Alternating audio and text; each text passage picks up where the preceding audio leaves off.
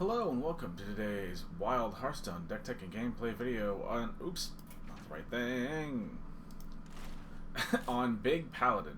Big Paladin wants to use cards like Front Lines, which is and let's see, where is it? Commencement, Kangor, and Cavalry Horn to cheat out big minions a little bit ahead of the curve. Anything from your Neptulons and Scrapbound Colossus to new cards like the Annoyo Troop, and even Rivendare for a sometimes hits every once in a while backup win con.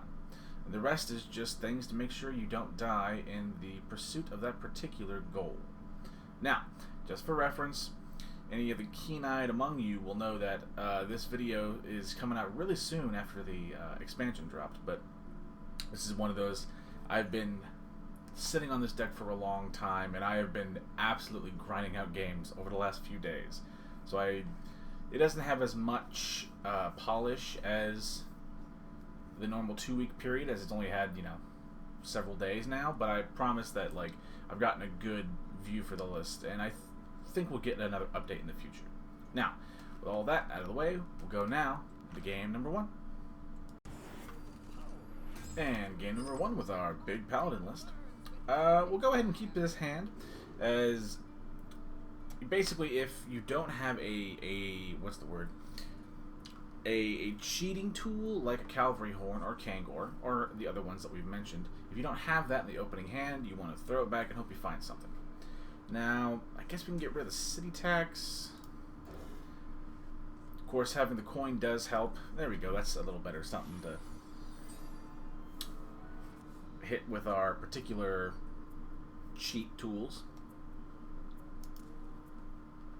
Now, while we have a little while before this game, gets really ramped up, assuming my opponent's here, over the many hours that I have played of this particular list over the last few days, the list is fun, and as you can see, being Silver 3 or whatever it is now, I will eventually, if I were to continue to grind out with this list, I would eventually get to gold.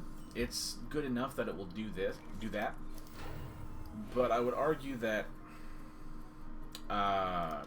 it's just a little slower than a big priest, not a big priest, sorry, like a big shaman who wants to do much the same things and can just do them earlier, and they can easily do them on turn 3 with cards like Bracing Cold and the like, managing to cheat or to lower the cost on your cheat effects, air quotes.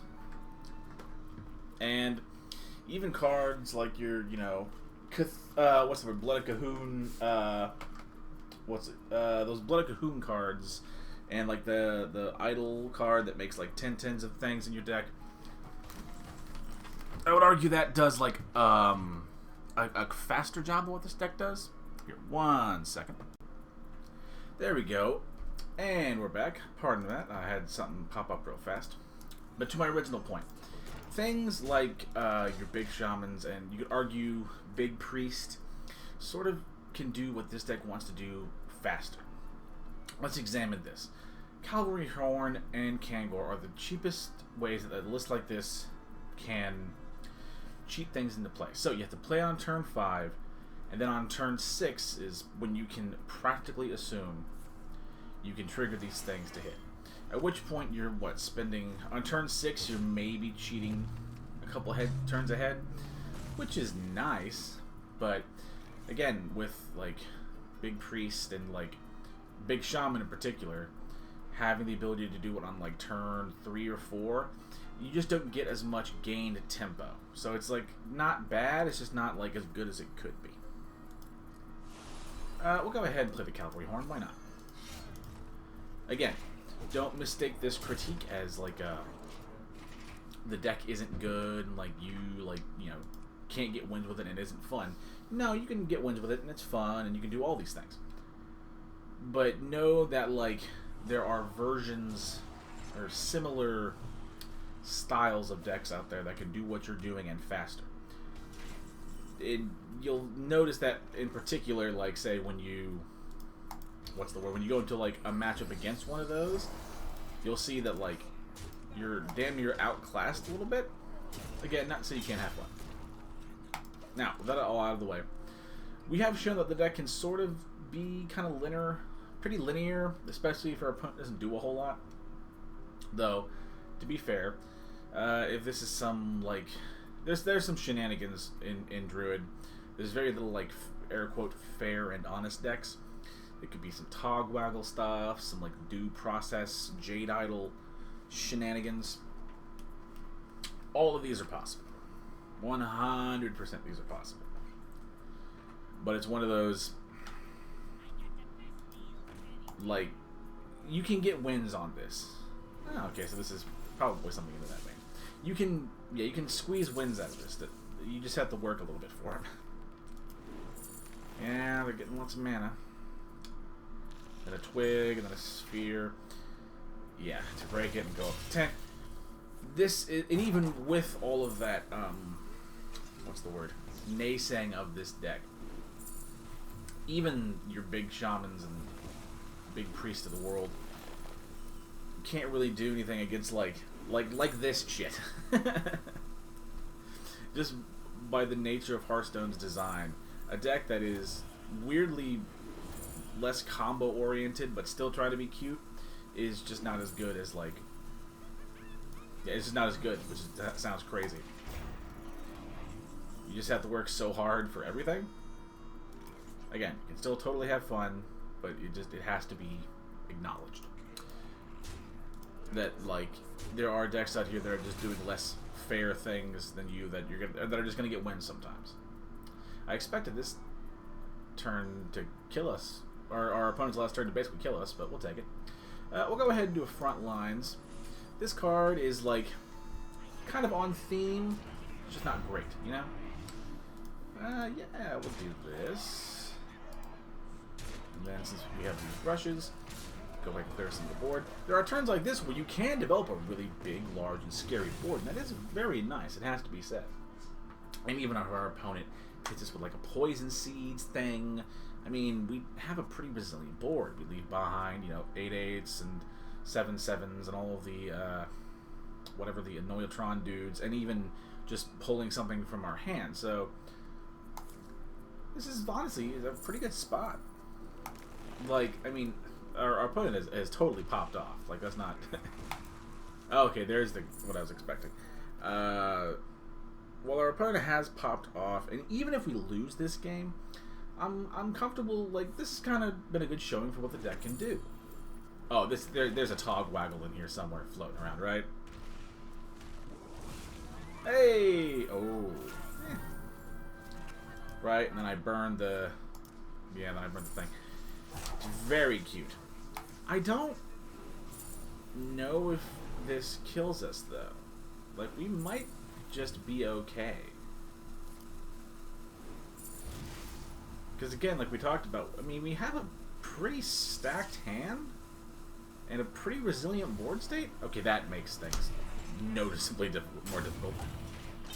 But again, like, I think we're alright. It's not great.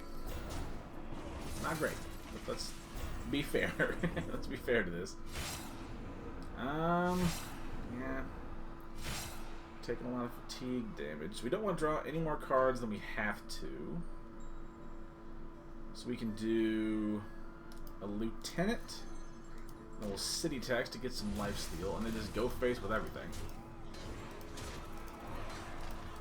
Since the Lieutenant will gobble up his Togwaggle on board. I think we took, what was it, 3 or 4 fatigue damage, so I don't know if we die. They've drawn, what, 3 cards? So 4, 5 is 9, 9, and yeah, I think we're okay. Okay, a quality City Tax? Probably. Living, okay, that's fine. How does this, what, maybe they got... No, I had both of my copies of Frontline. One's in my hand, and I already played the other. I think we're doing alright. Yeah. Our board is, like, weirdly resilient to this. I gotta be honest, I thought I was gonna die to a Togwaggle. I'll take it. I really thought we were gonna die. Okay. I mean, yeah, they're doing stuff. They're drawing cards. Has to be said. I'd be very surprised if they have like an easy way to like destroy all 4, especially with like a good chunk of my deck. So 4, 5.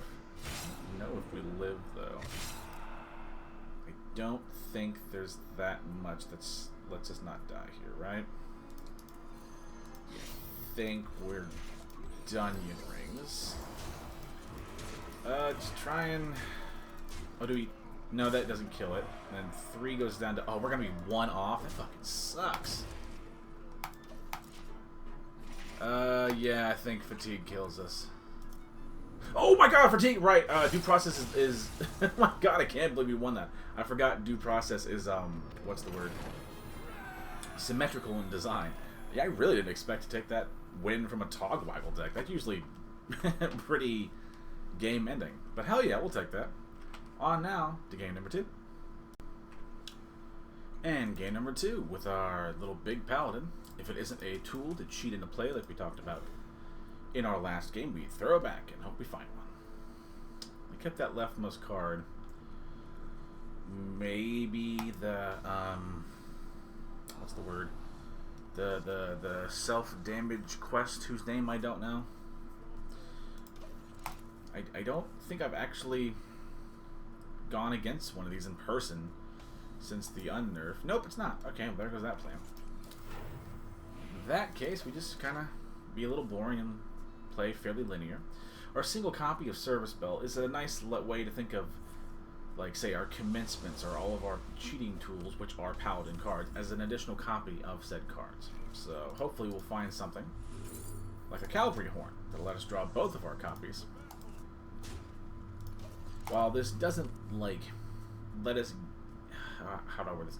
While the Service Ball doesn't let us get it out faster, it does increase our consistency. What the hell am I looking at? I mean... Cool? I guess? That's fucking Raw Dog running that. What is our opponent doing? I'm very confused. I mean, I'm in it, I guess. I guess I am in it.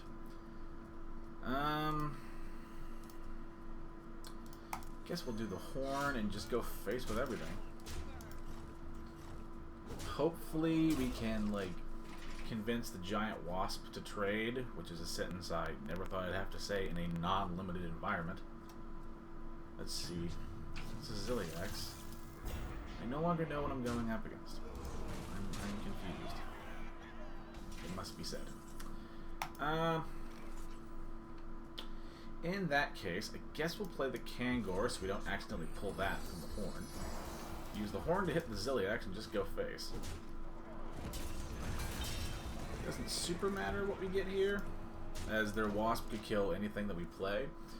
But at least with the Rivendare, we kind of want it to die. The real question, I'm assuming he's going to trade, right? That's the only reason they would do that. Their deck is very weird. Oh my god, they have a Rivendare of their own. Okay. I mean, maybe this is some sort of, like, what's the fucking term? Like a Death Rattle-y thing? Like a Death Rattle Warlock, possibly? Which I have been thinking of, been figuring out how to do that. Guess we'll go ahead and do the commencement, see what we hit. That's pretty good. So in that case, I think we will do hitting into... Yeah, we'll hit into the shellfish. That's pretty good. We'll take that. Then we'll pop that. See what we draw next turn. Might as well do a front lines. See what we'll find. I'm gonna elect to not attack and like reserve the Divine Shield on the back half of the Colossal. Alright, is our opponent gonna have a Black Knight? Okay. Okay, I don't know what our opponent's running, but I'm in it. It is a brew for certain. Now, admittedly a brew that I don't really see the underlying logic, so that has to be said. Fucking Snapdragon? Okay, there's gotta be a Reno floating around in here somewhere. Yeah, the Annoyo Trupe or whatever is very good. I guess we could do the Knoll, followed by a Cavalry Horn. We could just trade into the Black Knight with the Knoll, Horn to the Snapdragon, and just ignore the rest. If their deck does have some sort of death rattle shenanigans floating about, we want to make him do as much work to pop his own Rivendare as we can. Now, next turn, we can front lines and maybe mess up some synergies in his deck. Although, to be fair, he can actually, if I were to do that, he could actually hit his own Rivendare pieces, so maybe we don't play the front line if he decides to, or manages to, break open his Rivendare. We don't want to front lines and give him a free win con with like a, what's the word, like a Plague of Flames or something. So yeah, we'll probably just do like a well, not Neptulon, it's 9 mana. Yeah, probably just Cariel. Very simple, very safe. Yeah, the Forge Fiend is a choice for souls. In that case, I think we're doing pretty good. Yeah, we're in a good spot. That's not really a problem. Go ahead and do 4 damage. Oh, that was very well. That's okay. I feel better because there wasn't a good way for that to hit, and that's fine. We're not really reliant this game on it, on the Rivendare alt win con. I think we've just got it naturally. But you could argue there was a real order lull moment. We kind of screwed that up. But I don't think it'll matter. And if it does, yeah, what do you do? Sometimes you mess things up. That's cool. Alright, pretty good spot. Our board is not as, what's the word, resilient as I would like, but yeah, can't win them all. Okay, so we can deal with most big creatures, either with a Neptulon or our Stoneborn Generals. Nothing else, we can always just hit a Scrapyard Colossus, maybe. Or a Cartoon Defender. I'll do it. In that case, it's a free swap with a Kangor, so we'll take that. Hang on, let's think about this before we fuck ourselves up with the ordering again. So we do 1 trade off. I think we can actually do. This is gonna seem weird and like very inefficient, but I think this is the right way to do this. I think actually we can do this a little different. We can just pop a shield here. Trade the Kangorn this way. Yeah, even if we hit it, we don't really care that much. Probably just play a Colossus and just go face with the rest. Now our what's the word? Our board's pretty resilient to sweepers with our big old death rattly boys. Again, I mean maybe they like play a Reno here, but that'd be, I don't know, I'm not showing lethal, right? Let's see, 8, 12, 13, 14, 15, 15, 7, 22, 22, 24. I'm showing lethal. Okay, that's fair. Gotta do something. If my math's right, which could very well not be. I am, you know, an idiot by trade as a general rule of thumb. You're in the tank. You can't really destroy the big boys because they leave behind creatures with the same stats, which is very nice. Alright. Are we gonna tap? Are we that desperate? I'll take it. I'm not too picky. Did they just peace out? Because there's loads of things. Like if you had a Mal'Ganis will do it. That will do. Coin. I guess you can. Yeah, you can tap freely with Mal'Ganis. That's right. Huh. Wasn't that? I might be misinterpreting how that was going to work. Whatever. In that case, we'll just do the general, and I think we still kill you. Right? Let's see if my math was right. Don't care about what we draw. Booyah! My math was right. All right. Doing pretty good. Admittedly, our opponent didn't, like, do a whole lot. They had, like, an interesting brew, but, like, there was nothing beyond the interest. It was all surface level. But anywho, it's a pretty good game to show our little Big Paladin list. I think I will keep this list going, because maybe we'll get some more support in the future. It's possible. Maybe in the mini set we'll get more cards that'll let me cheat things into play. Who knows? But I had a lot of fun with this one, and I hope you will too, because honestly, it's a hell of a lot of fun. It might not get you to, you know, the highest ranks, #1 ranked in the world or whatever, but you'll do some quests, get some gold, and have some fun. And you should do the same. Thank you all, and be kind to one another. Bye-bye.